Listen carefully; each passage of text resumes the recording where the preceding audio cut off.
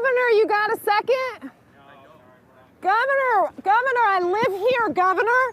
That was my daughter's school, Governor. Please tell me what you're going to do. I'm not going to hurt him, I promise. I'm literally talking to the president right now to specifically answer the question of what we can do for you and your daughter. Can I hear it? Can I hear your call? Because I don't believe it. I'm sorry. There's literally, I've tried 5 times. That's why I'm walking around to make the call. Why is the president not taking your call? Because it's not going through. So Why? I have to get cell service. So let's get it. Let's get it. I want to be here when you call the president. I appreciate it. I'm doing that right now. And it's to immediately get reimbursements, individual assistance, and to help you. I'm devastated for you. I'm so sorry, especially for your daughter. I have 4 kids losing the school. Everyone who went to school there, they lost their homes. They lost 2 homes because they were living in one and building another. Governor, please tell me, what are you going to do with the president right now? We're getting the resources to help rebuild. Why was there no water in the hydrants, Governor? That's all literally. Is it going to be different next time? It has to be. Has to be. Of course. What are you going to do? I'm doing to everything fill the hydrants. I would fill them up personally. You know that. I literally have. I would fill up the hydrants myself. I understand. But would you do that? I would do whatever I can. But you're not. I see the. Do you know there's water dripping over there, Governor? There's water coming out there. You can use it. I appreciate it. I'm going to make the call to address everything I can right now, including making sure people are safe. I'd like to make sure you do. Can I have an opportunity to at least tell people you're doing what you're saying you're doing? Could somebody have a contact? Can I have your contact information? Right there. It was the video that gruesome Newscum hoped you would never see. And of course, that means it went viral. Everyone's seen it. And it is all but guaranteed the end of Gavin Newscum's pathetic and failed political career also. How influential he's going to be. He is tasked with reinventing the government, basically. He said some things which I think are great, and I'm on the page with. The first thing Bill Maher finally gets red-pilled. We're going to see whether he's ready to embrace Trump and the MAGA movement, and we're going to take a look at the latest on the sentencing of President Trump in that sham court in Manhattan. You are not going to want to miss this. Greetings, everyone. It is Live Stream Friday. I am your host, Dr. Steve, your Patriot Professor, here to celebrate with you the dawn of the golden age that you made possible back on that glorious day of November the 5th. So make sure to smack that bell and subscribe button. 10 days, baby. 10 days and counting until the inauguration of the new golden age, and the deep state is freaking out. We're going to actually see how they're already self-deporting. I kid you not. It is not just illegal migrants who are currently self-deporting. Swamp rat bureaucrats are self-deporting from D.C. We're getting our country back, and we're getting our capital back. It's absolutely amazing, and Trump isn't even president yet. 10 days. 10 days. Well, I got 10. As always, we got a jam-packed show for you guys today. We're live on YouTube, Rumble, Twitter, you name it. Just a quick reminder, if you want to ask me your questions during our live stream, it'll be my honor to answer them right here. But YouTube has suspended our super chats. It's been over a year now. They've completely and totally demonetized this channel. We do not make a cent on YouTube or on Google. So if you want to help support this channel, just click on that link below or go to fight.turleytalks.com/join. You see the address there. The URL, as the mayor of Los Angeles would say, all you have to do is contact the URL. That's right. I don't know if you've seen it, but anyway, fight.turleytalks.com/join. Join any one of our levels of support. You have instant access to our very own virtual platform where you can ask me all of your questions. I'll be happy to answer them on this live stream. So just click on that link below. Go to fight.turleytalks.com/join. Join any level of support that you like, and you can ask me all your questions you want. Be an honor to answer them right here on this live stream. Let's start with the president, with President Trump's sentencing today in New York. Talk about the very definition of anticlimactic. I mean, we always knew this. We've been predicting it from the very beginning, we have always known this whole thing was going to end up with a big, fat Democrat dud.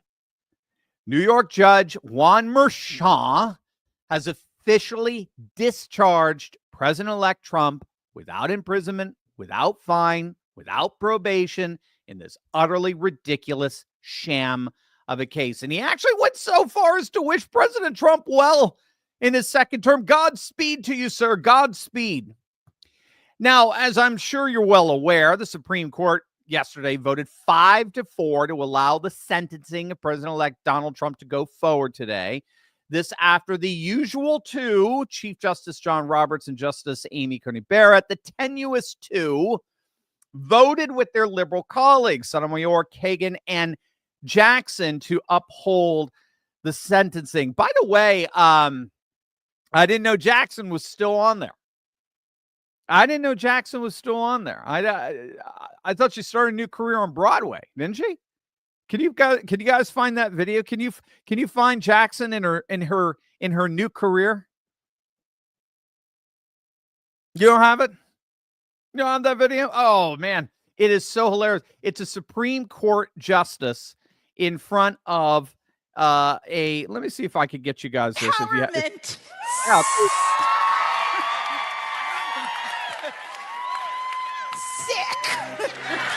I like it too. I think what I like about it is that I am having a very strongly negative reaction to it. Like I hate it. Which makes me think it must be brilliant. Yeah, that's a Supreme Court justice. That's a real Supreme Court justice that you're looking at there. If you have yet to realize the total systems collapse our woke institutions are going through, there you are. But regardless, yes, so Ketanji Brown Jackson took some time off her burgeoning Broadway career to render her predetermined decision that could have been written by Nancy Pelosi. So she's so obviously not a serious person. And Amy Coney Barrett and John Roberts actually voted with that. That's what they voted. They voted with Miss Broadway. Now, we may be a bit hard on Roberts and Barrett because, according to my namesake, Jonathan Turley, part of the rationale for the decision was that the judge in this case, Merchan, promised that he was going to issue what's called an unconditional discharge. So an unconditional discharge is also called an absolute discharge. This is where the court does find that a crime has technically been committed, but any punishment of the defendant would be totally inappropriate and the case is closed. And that's exactly what he did as of today. So as of today, the lawfare against President Trump has officially ended. Now he's appealing the decision, of course, but as far as the Democrat weaponized legalism against him, it's over. And it all ended in a dud. No jail, no probation, no fines. The case is closed. It's over. As is all of the lawfare against him. Every bit of it. I love this political cartoon. Jack Smith didn't drop his cases against Trump because he wanted to.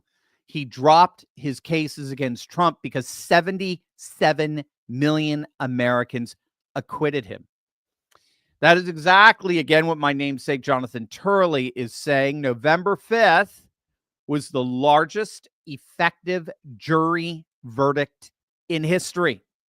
It was nearly 80 million voters rendering their verdict, and they unequivocally declared President Trump not guilty. That's the only verdict in the end, gang, that ultimately matters here. None of this circuit matters. None. Fannie Willis is gone.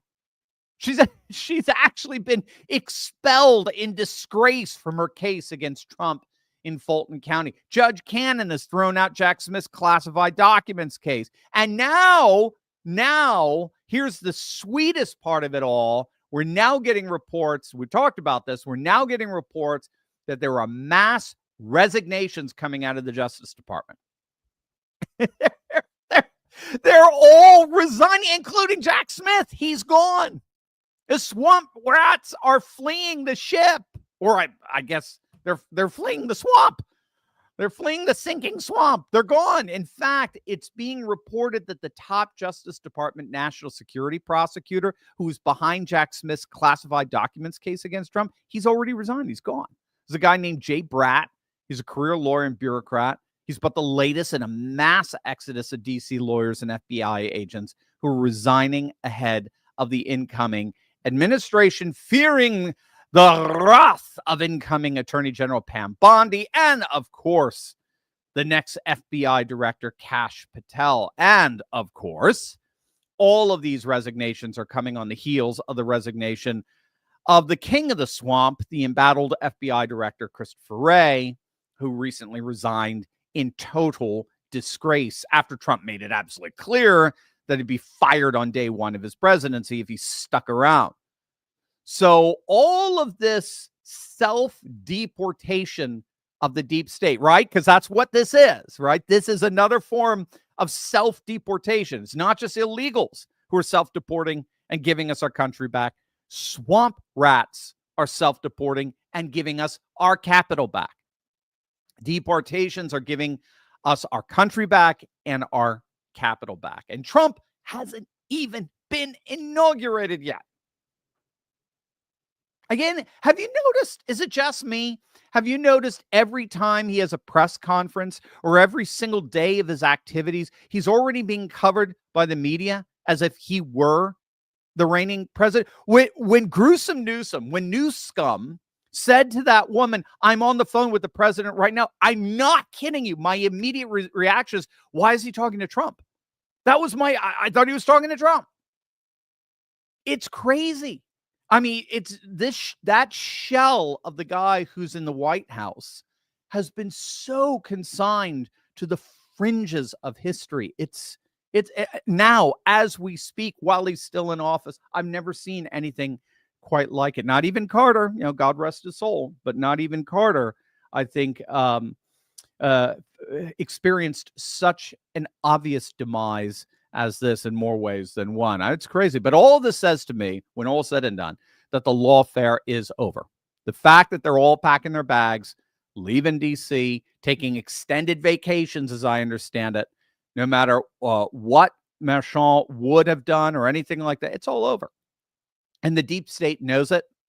They know they've lost, and we know that they know they've lost precisely because they are packing their bags. Speaking of packing his bags, wait until you see the latest on Gruesome Newsom and the California fires.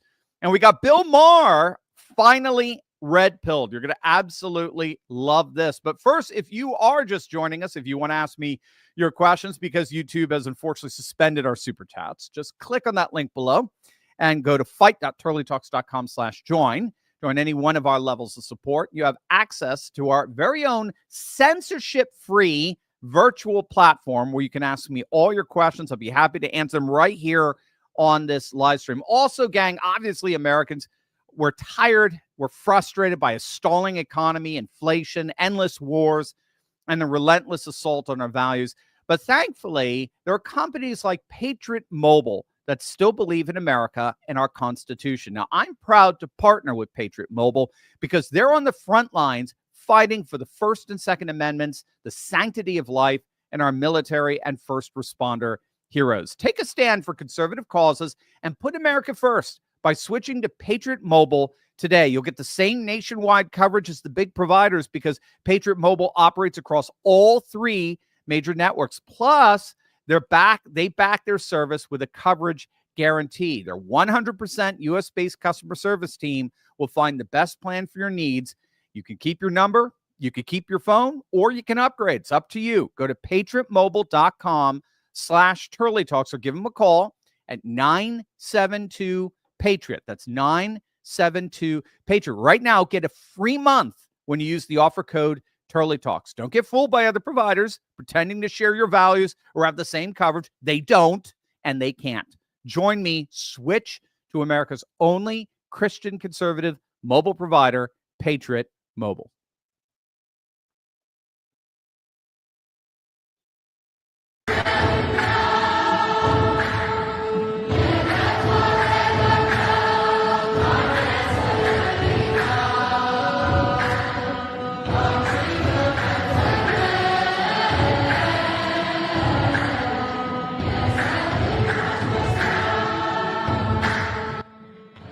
are scenes from the land of Ethiopia. It's Christmas time over there. The Ethiopian Orthodox Church follows the Julian calendar that celebrates Christmas on January the 7th.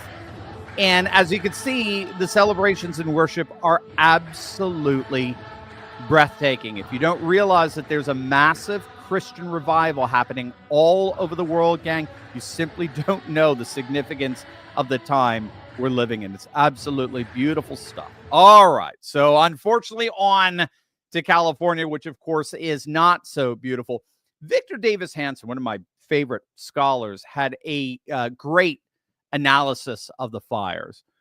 Hanson's a California native, and he said that these fires are in many ways akin to a Green New Deal DEI hydrogen bomb. Take a look.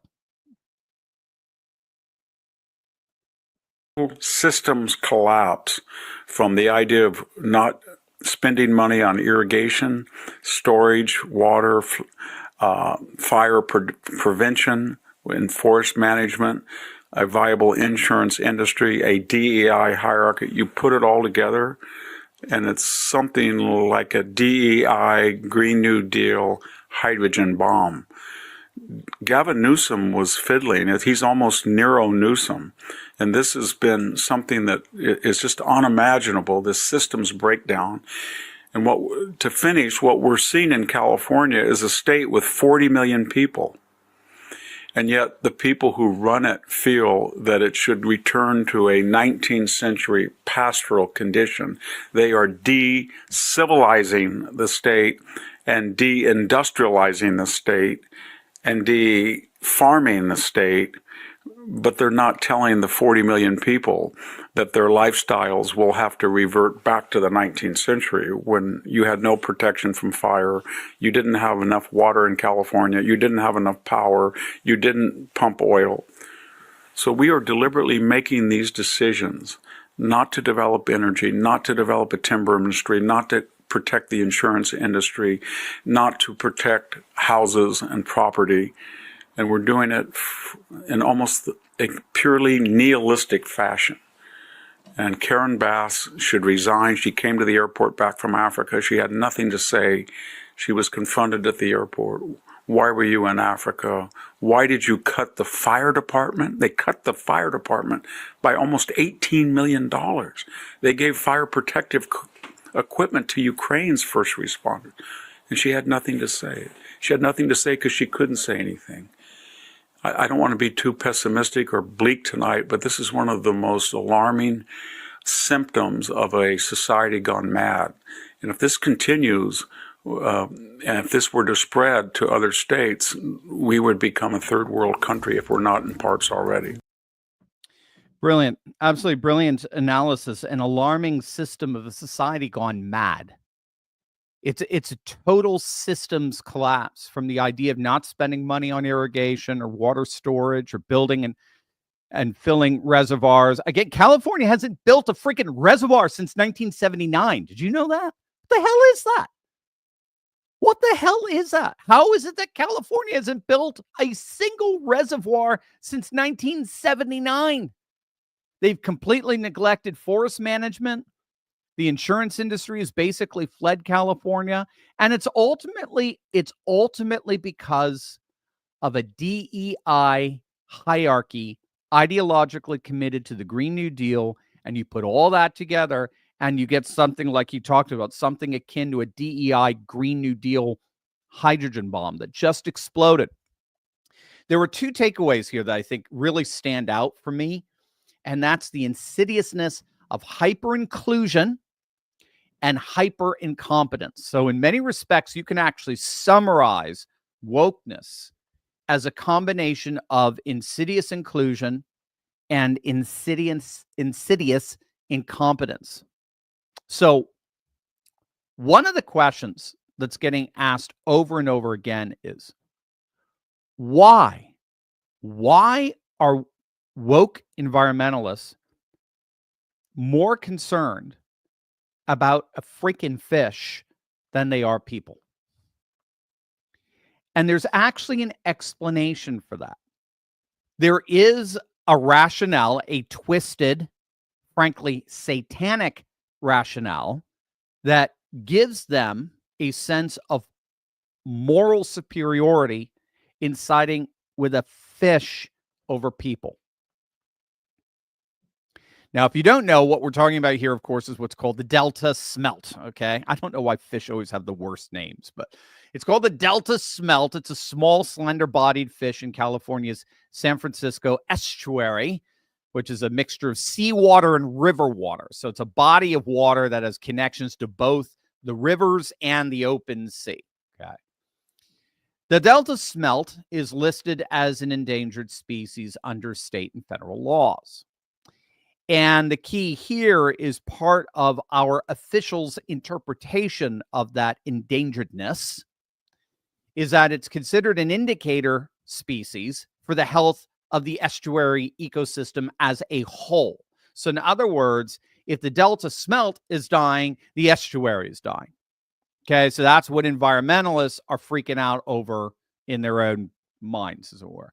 And so among the efforts at protecting this fish, California officials have been limiting water diversion from Sacramento, San Joaquin Delta, and making sure that water, and again, this is key, that land water, that river mountain water, instead of being allocated to places like LA or Central Valley farmers, that fresh water is channeled into San Francisco estuary, which in effect means it's being basically washed out to sea, because that's what an estuary is. It has connections to both rivers and the sea, the saltwater sea.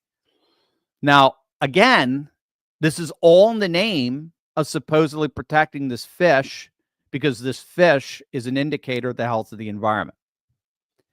Now, what's so interesting is that this sets the stage for a showdown. And this is what wokeness basically is. Wokeness always takes a predictable side in this kind of showdown. It's a showdown between two, what many believe to be liberal values: fairness on the one hand and inclusion on the other. Fairness versus inclusion. We have the issue of fairness, where Californian taxpayers rightly expect the appropriate allocation of water resources spread throughout the state so as to ensure that their houses don't burn down. Seems reasonable enough, right?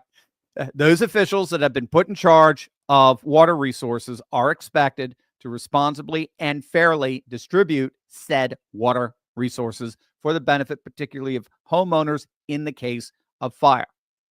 So that would be the value of fairness.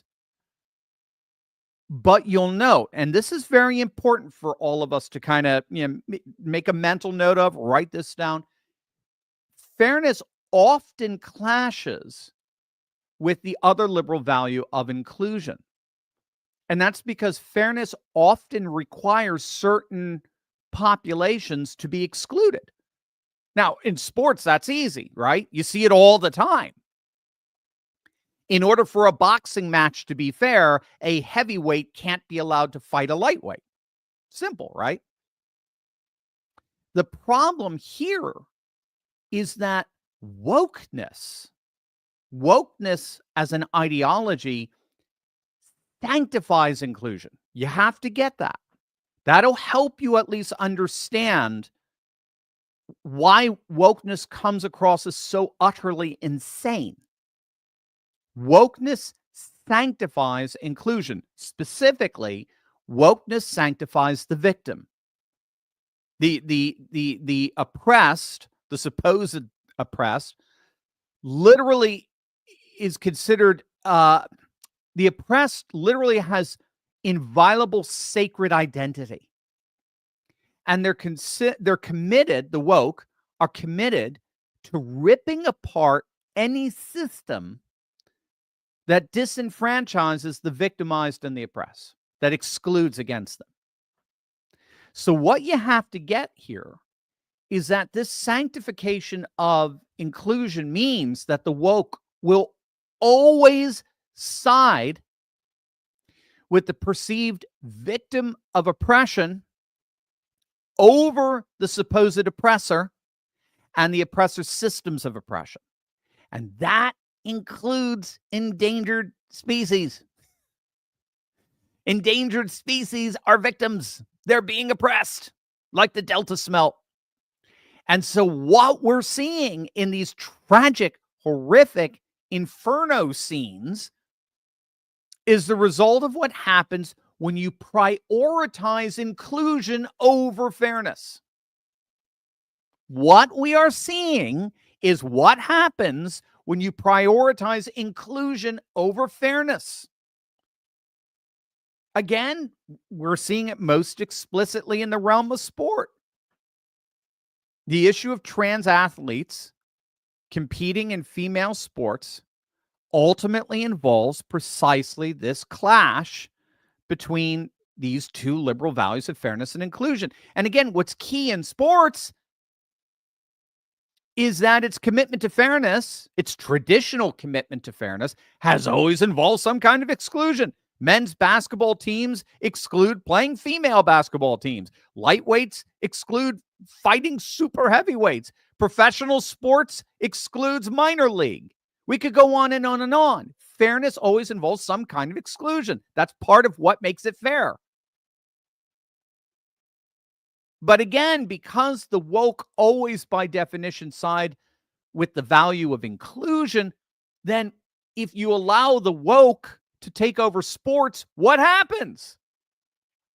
What happens? Ask Riley Gaines. What happens? Sports competition implodes. It literally goes up in flames. Prioritizing inclusion ends up actually undermining the foundational rationale for all legitimate sport competition, which is fairness. Without fairness, you don't have legitimate sports competition. You have a play. Maybe Ketanji Jackson can go and star in it. It's already been pre-scripted. Now, again, that's fine. You can have it. You want to go to the WWE? I took my boys to the WWE live in Philly all the time when they were younger. It's fun. It's like, what do you want to even call it? It's kind of like a, redneck Shakespeare kind of thing, or redneck operas. I don't know. It's great. Families, you name it. That's fine. But it's not in the traditional sense sport. Fairness is intrinsic. It is inherent to legitimate sports competition, whereas inclusion is not. Exclusion is a necessary component to fairness. You are all blessed by the fact that I've been excluded from the NBA. I promise you that. If you don't have fairness, you have destroyed the entire rationale of sports competition. And as it turns out, if you don't have fairness in society, right? We're seeing it in the UK right now. We're seeing it in the UK with the mass gang rape scandal that's blowing the roof off of the UK government. Both major parties, center right, center left, Tories and Labour, both were involved in covering up a mass rape scandal that one report said, I've did a deep dive on this in one of our videos this week. One report says that could have affected upwards of 1 million British girls, some as young as 12 and 13 over the course of 30 years. Feminism versus multiculturalism, right? Feminism is going to involve exclusion. We exclude cultures from coming in that don't honor women. But that would be wrong because those are victim cultures. Those are oppressed cultures. So we side on the side of inclusion. What happens? So if you don't have, just as sports collapses, what happens to society? If you don't have, in this case, in California, if you don't have a responsible, fair distribution of water, then your society burns. The truest words Trump ever spoke is everything woke turns to shit. And he is not in the least bit exaggerating. So that's the first of these two insidious patterns here, this insidiousness of hyper-inclusion. But then you also have the insidiousness of incompetence. And thank God, this is ultimately what's going to bring wokeness down and collapse into the ash heap of history where it belongs. But boy, as we can see, does it cause a lot of damage on the way down. The insidiousness of incompetence is where bioleninism comes in. We talked about this in a video yesterday. Bioleninism is the notion that cultural Marxists inevitably promote. Again, you want to write this down. It's a great term. Bioleninism. Cultural Marxists inevitably promote the least qualified people into positions of leadership and thereby guarantee their own incompetence, crisis, and demise. So whereas traditional Leninism, Soviet Leninism, promoted adherence through the ranks by virtue of their ideological fidelity to Marxism, Bioleninism, rooted in identity politics and checking off the right boxes, promotes its members not on the basis of competence or even ideological conformity, but instead on the basis of one's identity and the resemblance one has to these victim classes, right? So that they are included. So modern progressives, devotees of identity politics, promote their members through their ranks, not on the basis of competence, but on the basis of checking all the right identity boxes. And so with competence no longer part of the screening process for promotion, inevitably those who are least qualified for a leadership position, those who would never succeed in a meritocratic society, end up getting put into positions of leadership. So bioleninism explains why the progressive left is so consistently and horrifically incompetent. It's because it places into leadership positions those who are the least qualified to lead. So the irony is that wokeness not only destroys everything it touches, its own inherent incompetency crisis guarantees that wokeness ultimately destroys itself. And I think that's what we're seeing in California. And I think that is what Gavin Newsom is discovering the hard way. I do not think there is any coming back for Gavin after this. Especially after that video with that pleading mom. He has crushed any chance of even coming close to winning Wisconsin, Michigan, Pennsylvania, Nevada. I mean, he's lost the blue-collar working class vote to J.D. Vance of Ohio, like hands down, especially in the so-called blue wall states, which, remember, are not so blue wall anymore. Pennsylvania is becoming the next Ohio. Pennsylvania, I don't know if you've seen some of the voter registration trends, but they're continuing to get more and more and more red. It's absolutely astonishing stuff. God bless you guys. Cliff Maloney, Scott Pressler, you guys are amazing.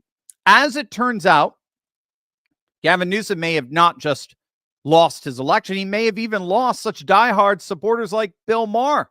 Wait until you see how red-pilled he's getting. But first, each one of us, gang, all of us, have an opportunity to finally stop big tech and big government overreach. Patriots, as we speak, are reclaiming our privacy. And you have no better way of protecting yourself than with SLNT. That is short for silent.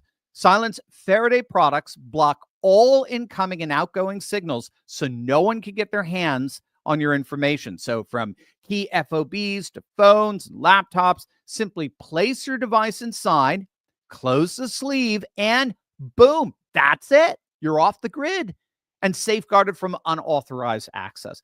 Go silent today by clicking on that link below or going to slnt.com/Turley to save 15% plus free shipping on all qualified orders. Stay ahead of what's coming and secure your privacy today. Again, that's slnt.com/Turley for 15% off and free shipping on all qualified orders. slnt.com/Turley. All right, on to Bill Maher. You know, I really don't know quite what to make of this guy. Part of me doesn't trust him. I'm just going to be very blunt with you.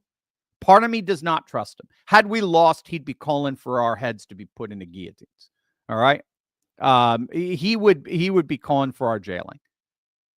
But we didn't lose. And that's part of how people politically develop. And this guy does continue to evidence a fascinating political evolution.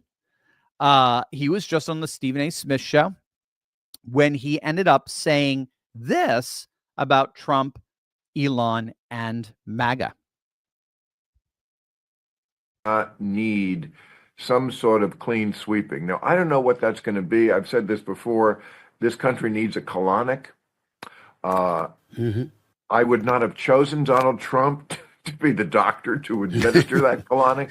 But I'm curious to see, for example, what Elon Musk is going to do. I'm curious to see how influential he's going to be. He is tasked with reinventing the government, basically. He said some things which I think are great, and I'm on the page with.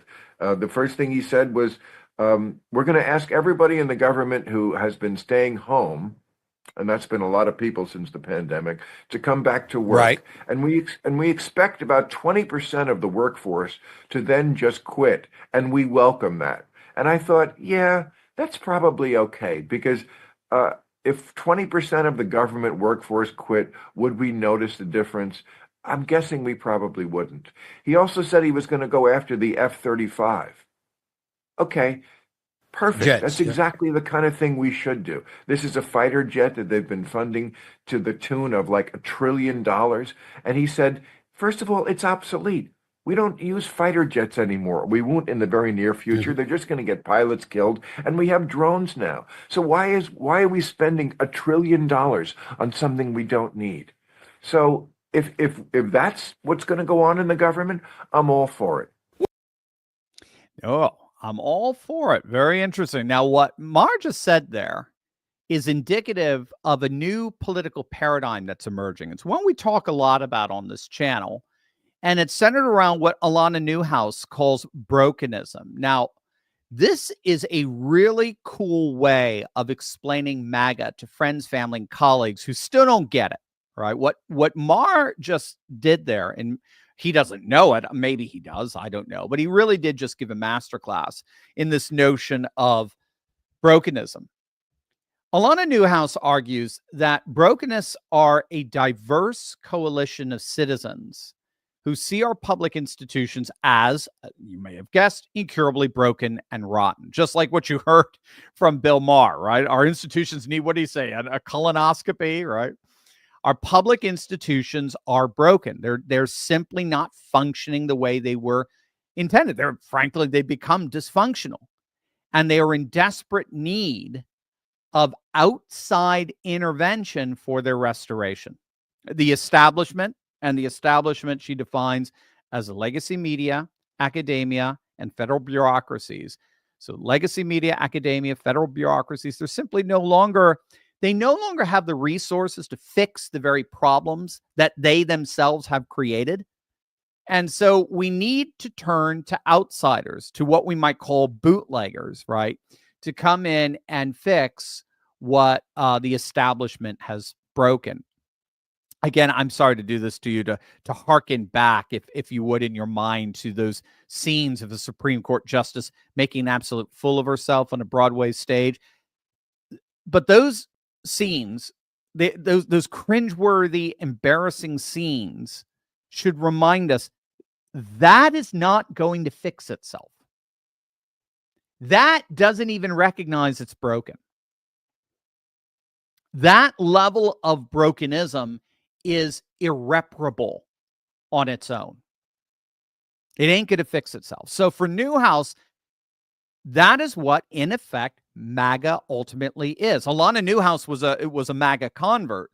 This is, I think, about a year ago or so. It's even before bringing on Elon and Vivek and RFK, before the big, Tulsi, the realignment where where the horizontal divide of left versus right has been replaced with a vertical divide of the people versus this aloof, corrupt, broken political class. And she realized it in these terms of brokenism. She recognized MAGA is not a personality cult. It's not far-right extremism. It's a diverse coalition of concerned citizens who believe that our public institutions are broken and they are in need of repair from those outside those public institutions. Our regime has gone beyond repair. It cannot be reformed or tinkered with from within. It's got to be replaced. And we need something like the shock therapy of a Trump and an Elon and RFK, the total outsiders to get that done. Now, in fairness, on the other side, you've got what she calls the status quoists. And I would argue that's what Bill Maher has been up until now. He has been a status quoist. And these are those people who know the institutions are broken. They know it's in need of serious repair. They see that. But as status quoists, they still cling on to the hope that there's still enough integrity in our public institutions to solve the very problems they're constantly creating. And that status quoism, as we're seeing here, is becoming a harder and harder sell to more and more of the population. And I believe that what we saw in November's election is a massive nationwide coalition of brokenness who simply had enough with this epidemic of incompetence. From pollsters to pundits to professors, our establishment is clearly broken. So now it's time for Trump and Elon and the MAGA movement to rise up, fix it for generations to come. And it looks like we now even have Bill Maher coming aboard. Hey, man, welcome home. It's great to have you. Over to you guys, over to you as our moderators assemble your questions. If you want to ask me your questions, remember, if you're just joining us, because YouTube has suspended our super chats, just click on that link below, join any one of our levels of support, and you have access to our own virtual platform where you can ask me all your questions. I'll be happy to answer them on this live stream. Also, gang, you all know that in moments of emergency, you don't have time to hesitate, right? Whether you're deep in the wild hunting or living off the grid, you need to be prepared for anything life throws your way. The Wellness Company's Field Emergency Kit offers the most robust personal urgent care, giving you the edge when seconds count. Packed in an IP67 military-grade, waterproof, and dustproof case, this kit isn't just built tough, it's built to save lives. Inside, you'll find life-saving antibiotics, antivirals, anti-parasitic, non-addictive pain relief, and even a generic EpiPen for critical allergic reactions. With over 60 conditions covered, this kit stands ready when medical help is miles away or just simply not an option. And each kit includes an 85-page medical guide written by the Wellness Company's medical board, guiding you step-by-step to handle emergencies with confidence. It's designed for adventurers, survivalists, and anyone who refuses to leave their safety to chance. Gear up with the Field Emergency Kit today, because when the unexpected happens, you won't just survive, you're going to conquer it. Click the link below and use code Turley to save up to $180 on your order. You heard that right, $180. Click on that link below right now. What do we got? What do we got? What cues do we got? Let me load up my X here. Make sure I am up to date on things. Rock Dog, good to hear from you, my friend. Dr. Steve, the fires in Malibu and the Palisades in '93 was my first out-of-county assignment as a firefighter. 31 years later, the same areas there. And Altadena burned again. Houses built after those fires were destroyed again. Why is it other countries arrest and imprison politicians and bureaucrats that are complacent and allow this kind of destruction? Why are we not arresting the so-called fire chief, Newscum, and the feckless mayor of L.A.? James Woods was saying that on the Laura Ingraham show the other night, and he lost his home. in the Palisades, and yeah, he said this isn't a time for an awakening among Californians. This is a time for tribunals. This is what tribunals are made for. And I'm with you. Again, don't put anything past Trump right now. The confidence this guy has in his popularity to totally and completely revamp the whole of our broken system, I think he knows it's about taking down the entire deep state. He knows it's about completely dismantling the administrative state. He knows it's about bringing to justice those who tried to jail him and basically watch him rot away and die in jail. He knows that.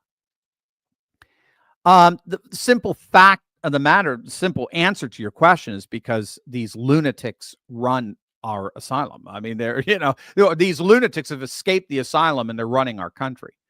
The inmates are running everything. I mean, these guys are insane. That's exactly what Victor Davis Hanson said. He said, what we're seeing in California, LA County right now, is we're seeing the very definition of a society that's gone mad. And we point fingers at other societies throughout history. So, oh, we're not like them. They're insane. How could they have gone? How could they have been so duped? Why would they have done something so horrific? Well, here you are.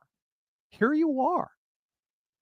The human perception, never underestimate the ability for human perception to be bewitched by ideology. Never, ever underestimate that. It's our level of consciousness can be so radically assaulted and imprisoned by the siren song of ideology, particularly leftist ideology, that we can end up doing unimaginably cruel things and think we're moral for doing it. I mean, there's just no way around it.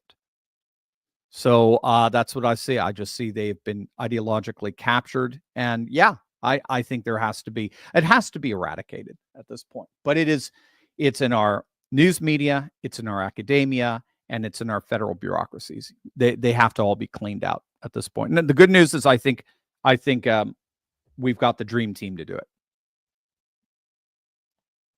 Missy, has legislation ever been considered to keep outgoing presidents from doing anything not considered urgent, to keep them from doing as many destructive things as they can as Biden is doing?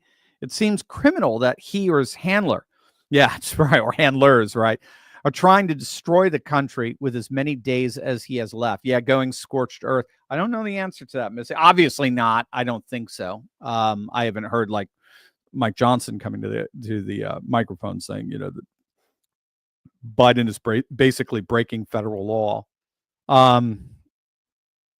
No, I mean, it's hard to restrain a president at this, especially with EOs.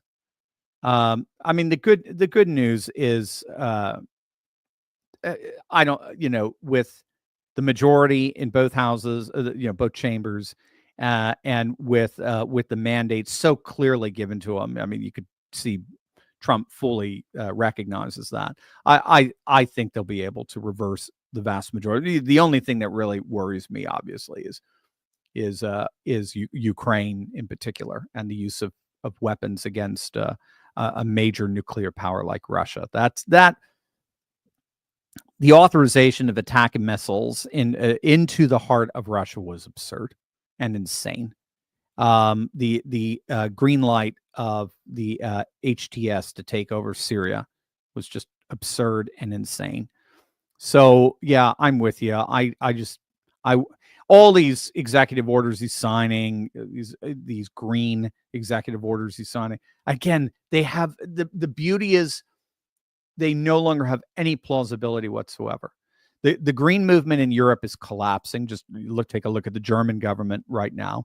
The green movement is collapsing. It just collapsed in Austria. Looks like they're going to have a nationalist populist, a civilizationalist populist government for the first time since World War II, the end of World War II. And I just think that it's just lost all plausibility at this point. People are recognizing that they're choosing inclusion over fairness, and they're seeing the green environmentalism as fundamentally harmful to a humane way of life, and they're going to get killed. They're going to get politically crushed for it. So that's the good news, is Trump has all that wind at his back. America the Free.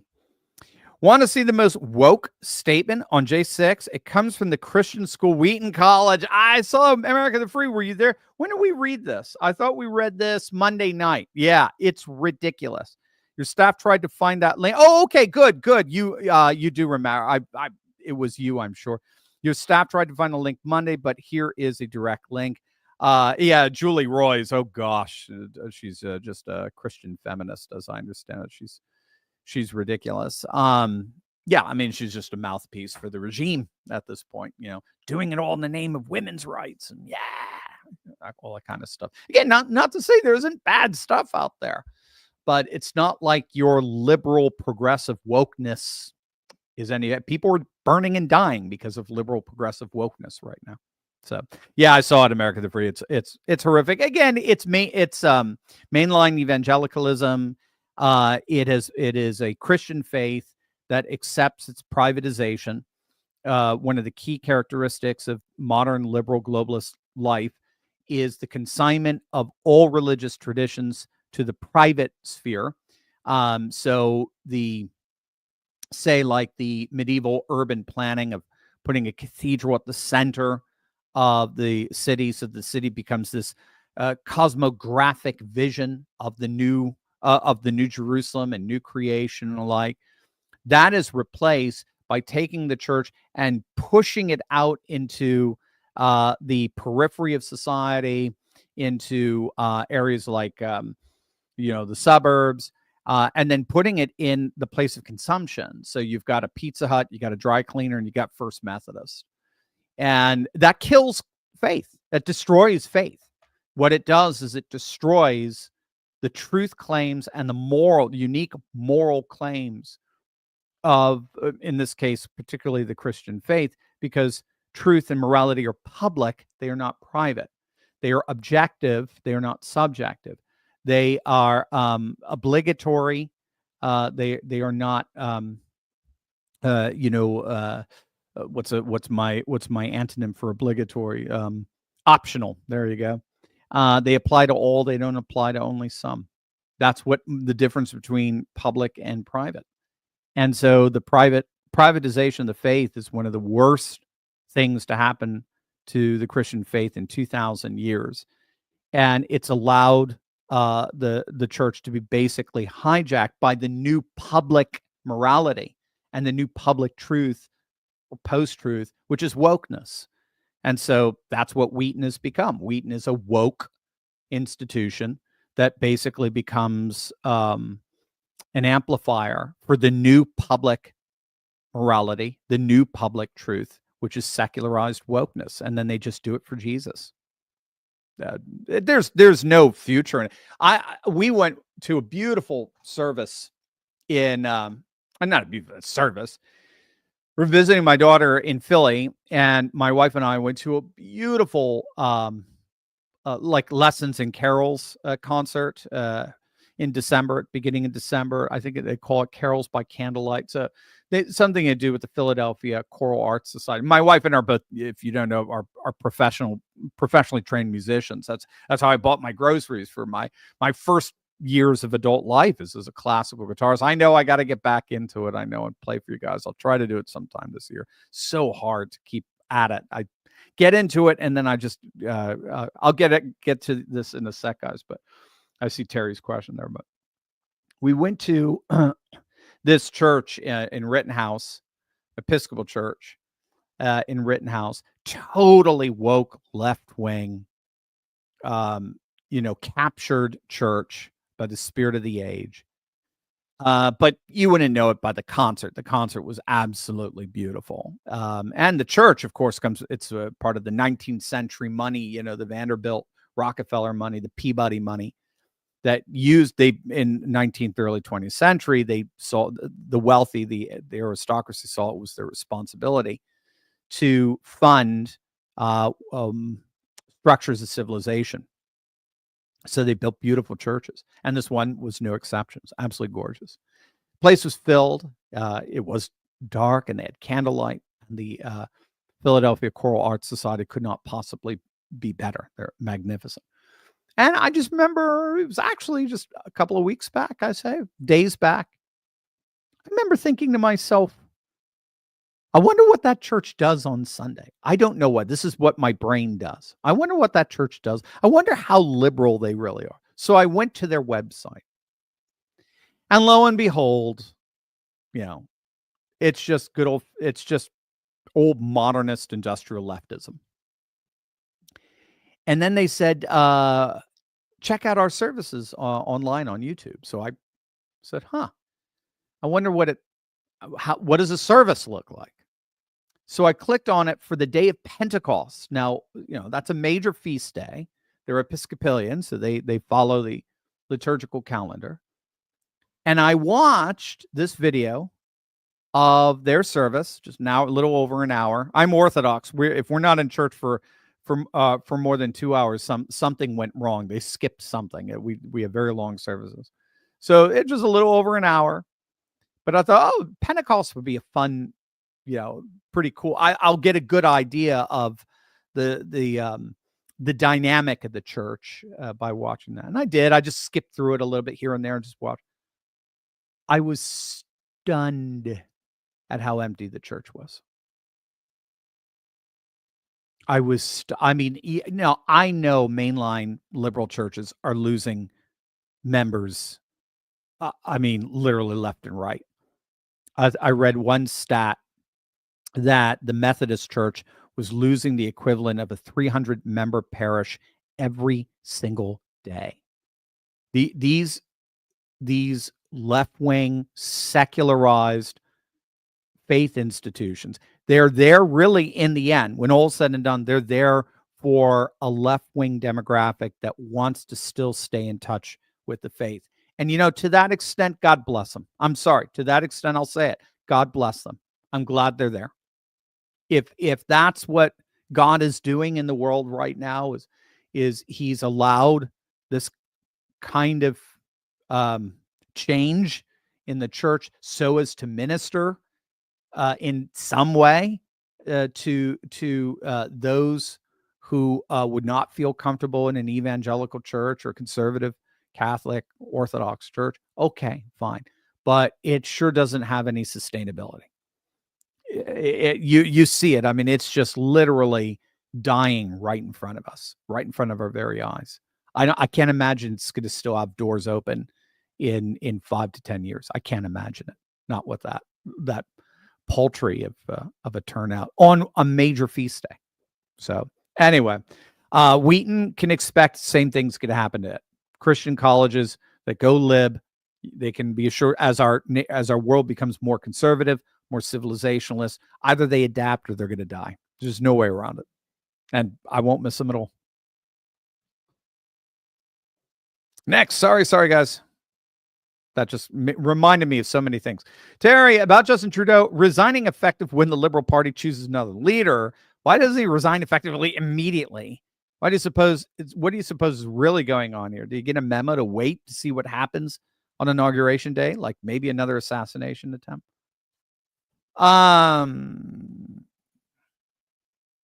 Yeah, Terry, I don't know. You're reading in way more than I've thought about. I haven't even thought. I understand that's generally pretty standard. Is you resign, but you remain in your position until someone else is chosen. It's kind of similar to what Biden did, if you think about it. He basically resigned the presidency, but he leaves on January 20th. So I hopefully not. I would really hope that there's not another assassination attempt. I just can't. I don't have any evidence that they're connected. Terry, about the USA acquiring Canada. When did Canada come in entitled to 20 senators, one for each province, and a total of 55 representatives. Do we really want to admit another California, but one with 10 times California Senate delegation? Yeah. I hear you. That's a good question. I don't know how they would break it down. Look, Canada is not going to become part of the United States. Well, I'd be blown away if it did. It was, again, that's not the first time Trump has blown me away, but I don't think Trump in his negotiations starts big and huge. And then he ends up getting what he wants that, had he started with it, would have been considered to be too much. So it's good old fashioned bargaining, right? Think about it. Pawn Stars, right? So I'll give you, I'm asking for what I'm going to sell you this picture of Abraham Lincoln. I'm asking for 50,000. Oh, what are you talking about? I'll give you $50 for it. No, come on, 50,000. No, $50. All right. I'll take 25,000. Well, look, I'll go up to 100. All right. No, but I know you want this. I'll go down to 10,000. All right. I'll go to 200. That's most I'm going to. All right. I'll tell you what. I'll go down to 1,000. Meet me there at 1,000. I can't do 1,000. How about 600? My final offer. Boom, sold. Okay. So this guy wanted to sell this picture at 600, but he knew the moment he put 600 down, if he started there, it would dwindle down to half that. I think Trump's up to something.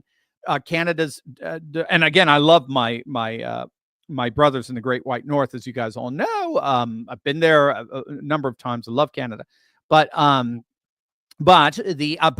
does not pay, as I understand it, anywhere near what they should be in terms of NATO dues, in terms of keeping North America, the American hemisphere, safe. They basically, ceded that to the U.S. military. And then Trump turns around and says, wait a minute. Okay, so we're paying for all of our continental security. And then you guys, you have what, 50,000 people or 50 million people in your country, and we have a trade deficit with you? How the hell did that happen? So we're paying to protect you, and then you're ripping us off at trade? It's not happening anymore. I'll tell you what, we could solve this easy. You just become a state. You become the 51st state. So of course they wouldn't. I don't see exactly. I would have thought, no, doesn't each province become a state? Or wouldn't that be the most logical outworking of it and the like? And so I'm with you exactly, Terry. No, I think he's saying that so that in the end he gets, okay, well then at the very least, right, you can be paying probably the second most in NATO fees, and we're going to work it out so that trade deficit disappears. Can we agree on that? Or do I have to continue to embarrass you? Do I have to continue to push you to be the 51st state just to show you that, again, it's a little bit of a humiliating. That's the way Pierre Poilievre is talking about. It's a little bit of like it's a bully. I know Max Bernier is talking that way. Max Bernier is like, America's just up to its old bullying tactics. No, it's not. No, it's not unipolar. What it's doing is it's reasserting its sovereignty in a sphere, in its own civilizational hemisphere, in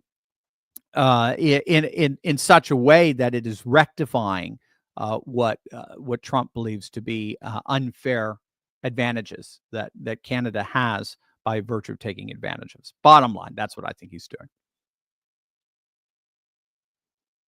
RT Corp, Dr. Turley, I'm a terrible person today. I'll probably burn for this.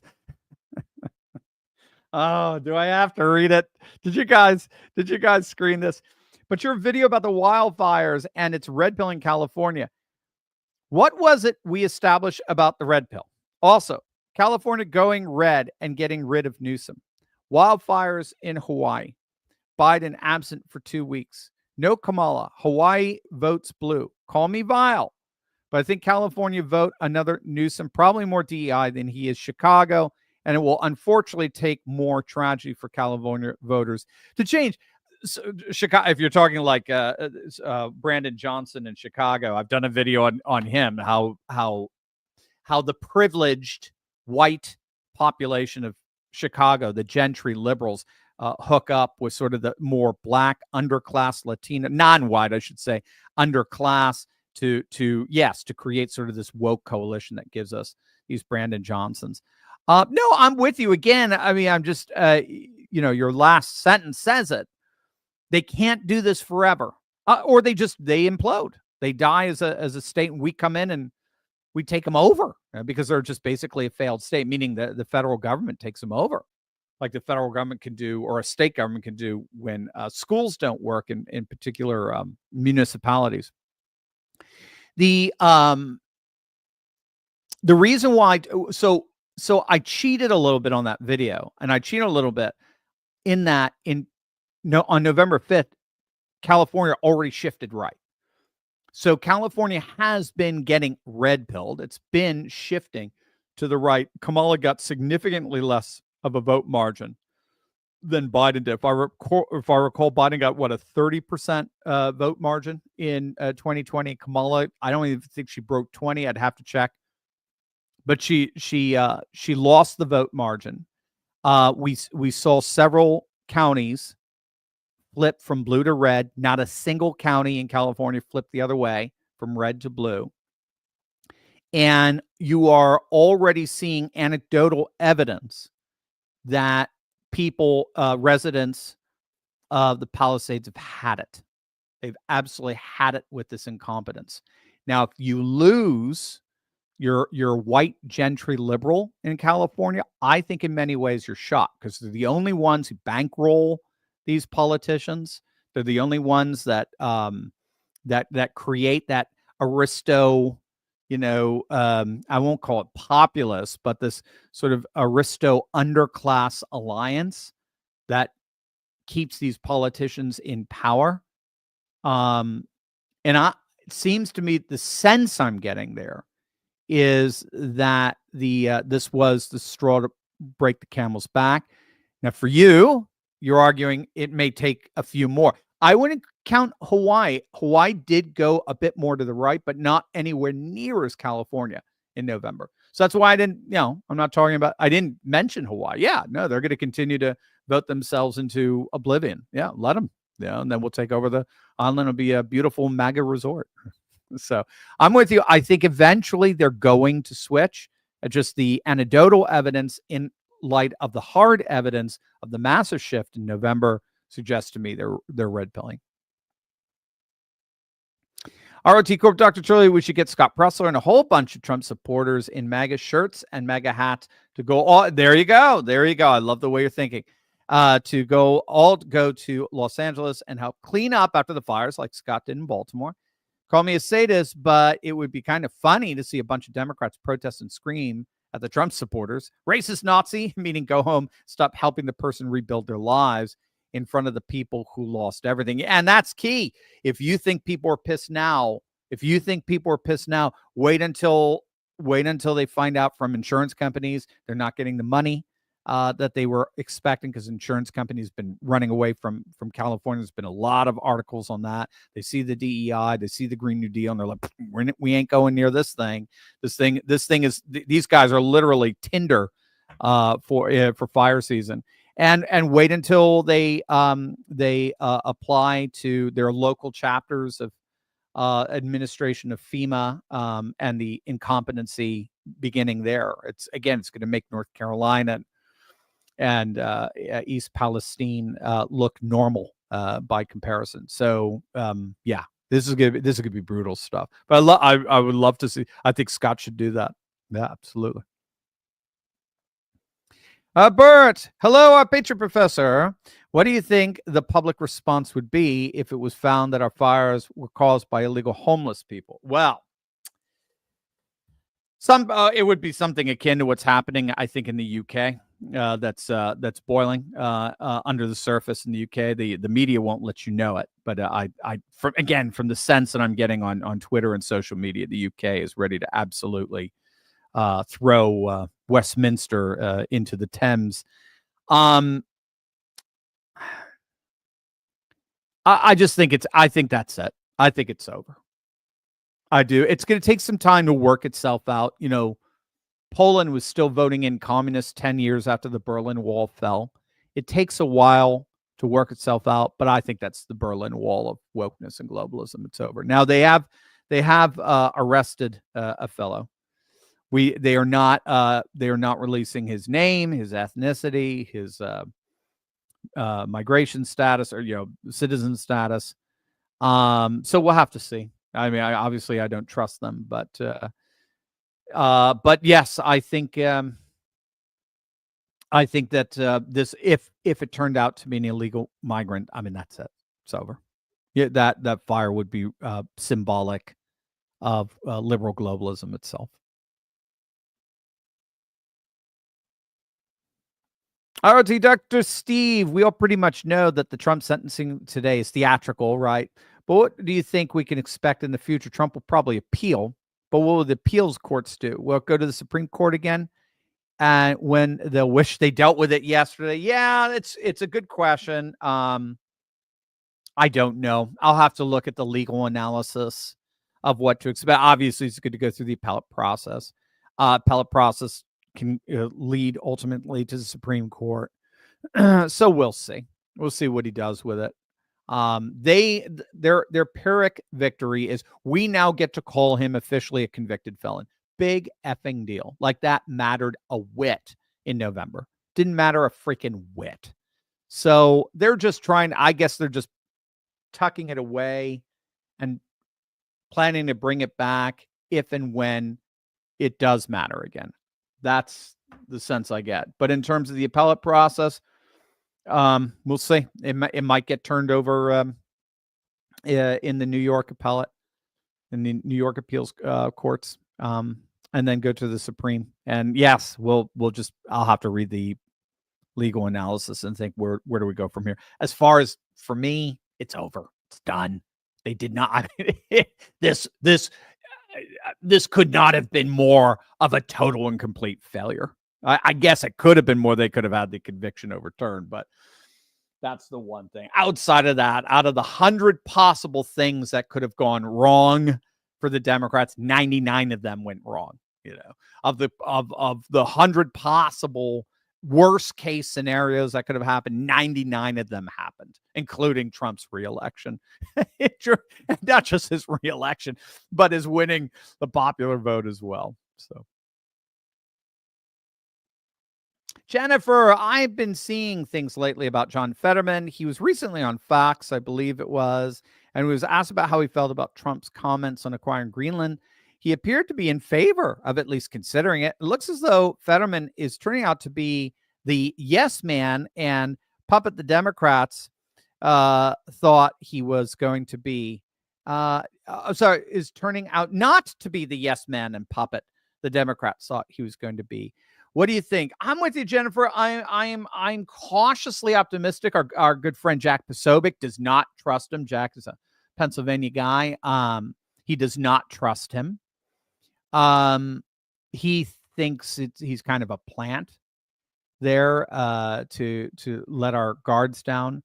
I don't know about that. I don't think he can win Pennsylvania. If Pennsylvania is going the way of Ohio, if Pennsylvania is going to be a solid red state, and by the way, as long as it's solid red, I don't see any way electorally Democrats can never win the White House again until they flip a major red state, where I don't see one even coming close to that.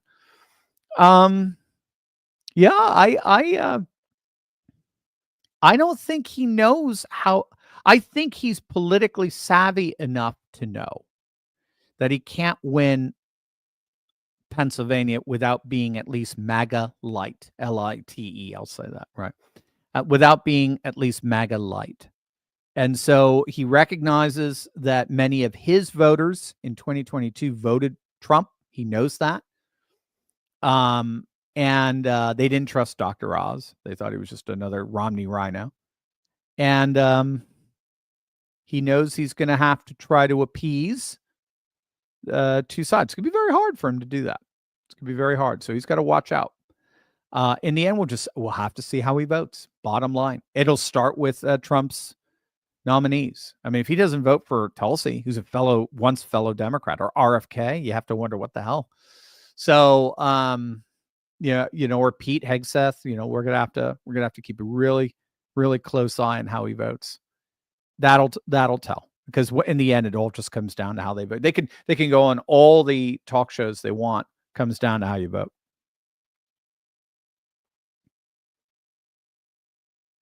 Franz, would it be fair to say that the response to these natural disasters is emblematic of ponerology? Whoa, Franz, bringing back the cool terminology. All right, so Franz is talking about a Polish scholar by the name of Andrzej Lubachevsky, and his field of study that he founded called ponerology. Now, ponerology is literally the study of evil.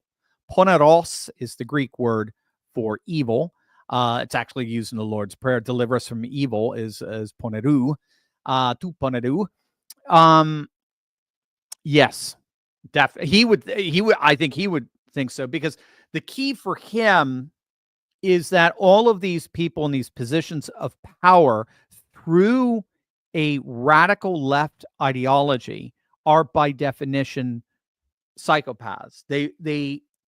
They have embraced an ideology of the control of the other, not self-control. Remember, that was the ancient Greek, interesting, Socratic maxim, know thyself.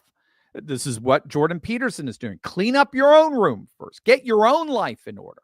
Stop trying to control other people's lives. That's psychopathic. But no, I think the mayor of LA, I think gruesome Newscum, I think they are all inherently psychopaths, because they have embraced an ideology that seeks to radically police and control others while failing to do so for themselves. The pandemic obviously demonstrated that, where they would, we saw it with Gretchen Whitmer as well as with gruesome Newsome, where they pass these draconian lockdown restrictions and then break them themselves. So yeah, I think it's a perfect example of ponerology. And I could have used that today. I could have said that was a takeaway. That could have been a third takeaway from wokeness. So well done, Franz. Well done. 100%. What did Rush used to say? The Institute for Advanced Conservative Studies. You get 100% today. A+. Brilliant, Franz. Brilliant. And Dr. Steve, could you please put in a word for Northern Perspective, a Canadian independent news outlet which explains clearly and in depth how Canadian government works. The two presenters are great. Your audience would learn a lot. Thank you. There you go. Absolutely. Northern Perspective. I will check it out myself. Sounds like great. I'm always looking for good geopolitical resources. Northern Perspective. Very good. There you go, Ann. Shout out for you. Bert. Hello, Dr. Steve. Do you think Larry Elder could become the next governor of California? I don't know. We'll see. He didn't, he had the win at his back in the last election. He didn't have the celebrity status of an Arnold Schwarzenegger, the last time they got rid of, what's his name, Gray, in their last recall. He just didn't have the star status. And he didn't seem to run a campaign that was compelling enough. And you got to do that. I mean, you got to, that's what I love about Trump. Trump's the whole package. He's got the star status and he knows how to campaign, and he's holding these amazing rallies. So I would hope they could find, not to be a jerk, I love Larry Elder, but I would hope they can find somebody who's much more dynamic and electable, and then have Larry Elder as lieutenant governor, or put him on this, his or her staff. I mean, you would think, California's got to have, if Arnold taught us anything, it is that California still, it is enamored with the celebrity, and the celebrity is a kind of, transfigured human. Although we have seen since the Johnny Depp Amber Heard trials, what scholars are calling the death of the celebrity. Now, particularly with social media, celebrities are they've lost their allure, their otherness, their transfigurativeness that they had, prior to the rise of the internet. I don't know who would be good, but I'm sure there are several actors, celebrities who could be awesome in terms of being a viable, very powerful, viable MAGA-oriented candidate that can flip California red. I am a huge proponent of that. I know, again, Laura Ingraham was talking to Laura Trump about that the week of the election. I think it was a Wednesday or Thursday when the numbers were coming in, where they were still counting they were still stealing all the sorry, in my opinion, YouTube will make me say that. Well, they can't demonetize us anymore, right? But while they were still counting votes for the House, we found that the votes for Trump were astronomical. There's just the shift from 2020 to 2024 moving red was more than anyone had imagined. And Laura Ingraham basically said to Laura Trump, you can do this. You can take California. It's just the Republican Party there is just so fractured and destroyed. Partly what I think Schwarzenegger contributed to. He turned into Greta Thunberg as governor. It was one of the most bizarre transformations I think we ever saw. I mean, he went from the Terminator to Thunberg in the course of just a few years. It was bizarre. And he was a terrible governor. He was a horrific governor. And if they got a really good, strong, competent, vibrant MAGA candidate, they could probably win and revitalize the Republican Party out there, which is just in shambles. It's probably because it's also so corrupt as well. So anyway, there you go. I do like Larry Elder, but I don't think he can. If he couldn't win in the last one, I don't think he can win this time. Catherine, why can't the fish be kept alive and reproduced in zoos or special fish sanctuaries? After all, California considers itself a sanctuary state and ignores all federal laws. I love it. I did not think about that. That's good. That's very good, Catherine. I love that. I don't know. That'd be a great question. Again, and this is when you prioritize fairness over inclusion, this is what we normally do. We normally say, look, we'd love to save this Delta smelt. We'd love to protect this environment. We understand it's an indicator for the environment as a whole. But there are people who are going to lose their houses if we don't divert the water to them. So that's a no. We can't allow that. So we're going to have to find that prioritization of people over and the fairness to the people over the inclusion of environmental populations is going to require us to think differently than left-wing lunatics. This is key. And it's very important to remember when you're talking with people, again, who are yet to be convinced. Two things can be true at the exact same time. This is very important. Two things can be true at the exact same time. There can be dangers to our environment, right? The environment, the ecology may indeed be warming. There may be there may be real damage going to our ecology. Give it to them all you want. Cede that point all you want. That can be true. And it can also be true that the left-wing response to that is absolutely absurd and incompetent and destructive. Those can both be true. That's a great way to argue with people, by the way. Argue, I don't mean like contentiously.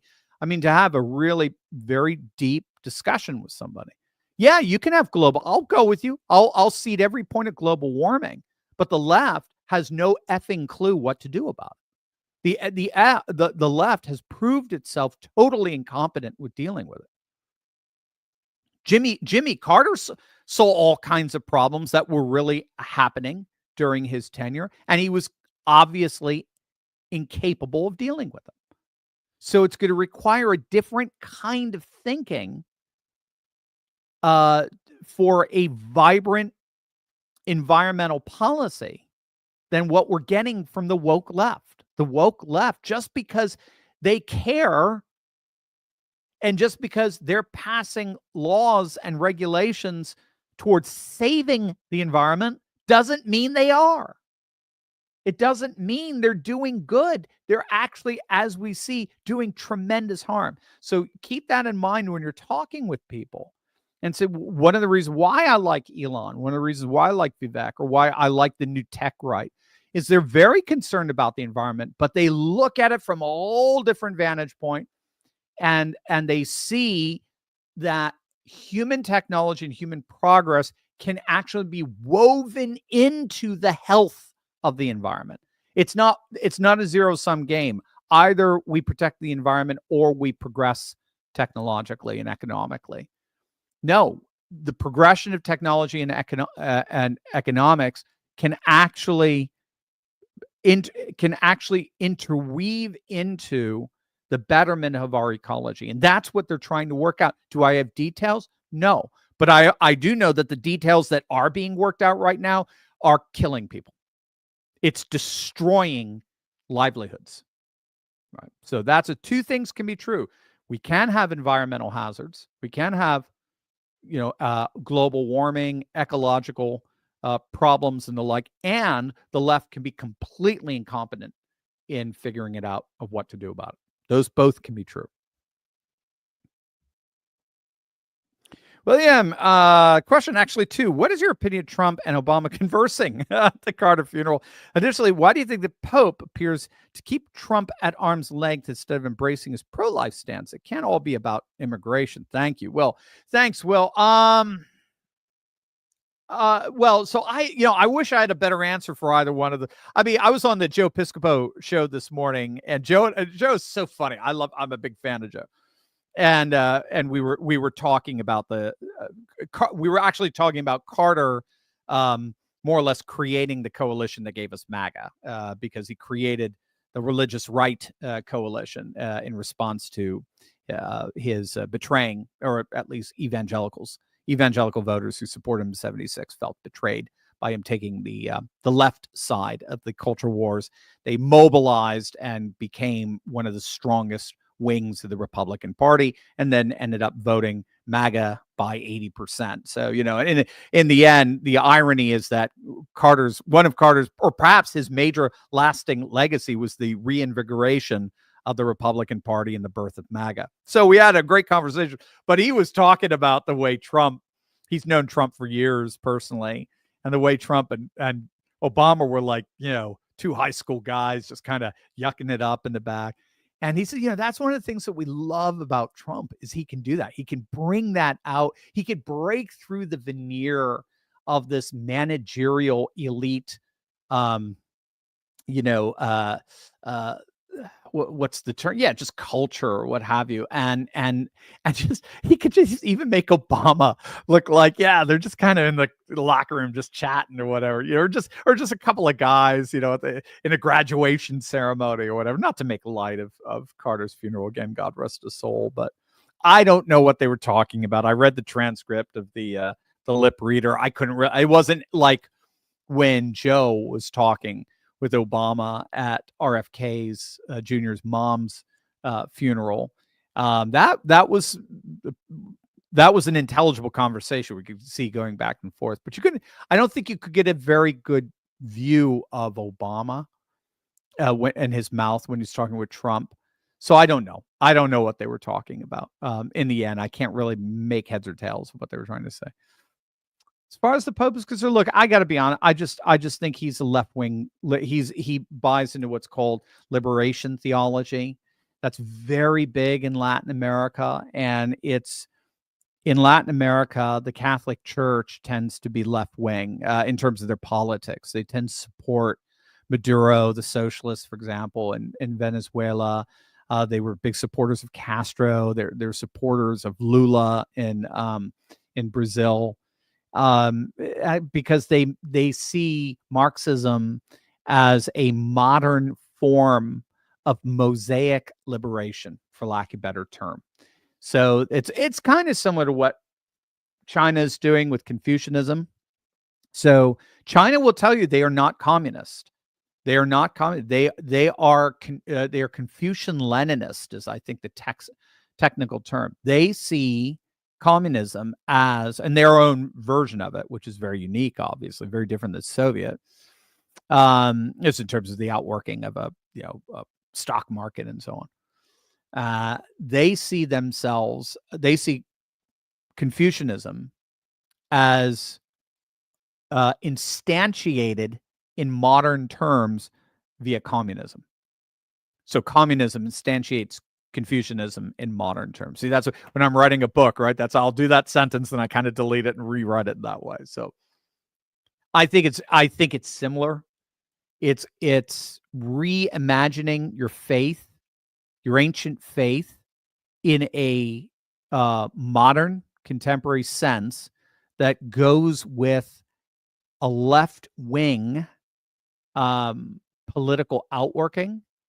And the tension there is that left-wingism, being modernist, tends to view the world as devoid of any cosmic piety, devoid of any moral obligation imposed upon us by divine authorship, divine creator, and therefore we're all obliged to conform our lives into a harmonious relationship with that divine meaning and purpose. They don't believe left-wing ideology by its nature emancipates itself from ancient ways of thinking. That's what makes it modern. That's what makes it left-wing. It's liberationist. It's emancipatory. But somehow and I've just not studied it deep enough to see how they've made their peace. Someone like Pope Francis has made his peace with a left-wing ideology that's fundamentally rooted in the breaking away of religion as a modern manifestation of his religion. So I can't make heads or tails of it. So there you go. But I think he despises Trump. He despises civilizationalist populism. He despises nationalism. He's all in on globalism. So it's just that simple. Rock Dog, Dr. Steve, do you think these fires are the final straw and we'll see California flip red by 2032 or maybe 2028? Is Nero Newscum's, I love that, Nero Newscum's political career over? Do you think that after these fires, California will say no to Chiamya? What is that? Oh, Chlamydia Harris for governor. I gotta get better reading bifocal kind of stuff there. We'll see, Rock Dog. We'll see. It's going to be, let's just, at the very least, it's going to be harder than ever for Cackles Kamala to get the governorship after this. I think California was already moving red in 2024. If the Republicans play their cards right, it will move farther red in 2028. And I do think Nero Newscum's political career is over. I don't see how he can win the blue wall states. I don't see how he can win the working class. I just don't at this point. I don't see how he can win Arizona. I don't see how he can win Nevada. I mean, half the people who live in Arizona and Nevada probably have escaped California because of him. Remember, under his tenure, millions have left California. And they've scattered abroad. They're not voting for him for president. You could be assured of that. They're just, most likely. I mean, why leave? So they're not going to leave California only to put one of the reasons why they left into the White House. So I think this is pretty much it. We'll have to see how long it takes. That's all. Patriot Jules, I was told by U.S. Marshal friend that insurance companies pulled out via loop in the law created by Letitia against Trump. Is this consistent with what you've heard? One report shows illegals that did lawn work living in bush encampments. Yeah, if you're talking from New York, I just heard businesses in general. I didn't hear anything specific about insurance businesses. I've heard businesses in general just have had it. They've just had it with New York. A lot of them have. And they're out. They're gone. Same here in Delaware, by the way. Same here in Delaware. They're getting very nervous with that latest ruling that actually refused to enact what the majority of the board voted to enact was giving Elon, I think, $30 billion for his contract with Tesla, or as a CEO. And the majority of the board voted to give him that money, and the judge in the case, who by the way, I should, in full disclosure, I know, she said, no, you're not getting it, and because for whatever reason, whatever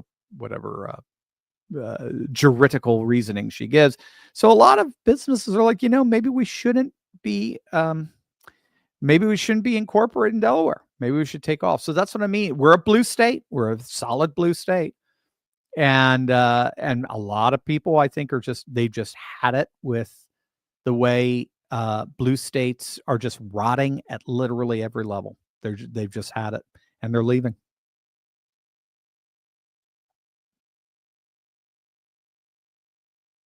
Rack Dog, Dr. Steve, Newscum has cut California fire by at least 5% every year as governor. Fire department, I'm assuming.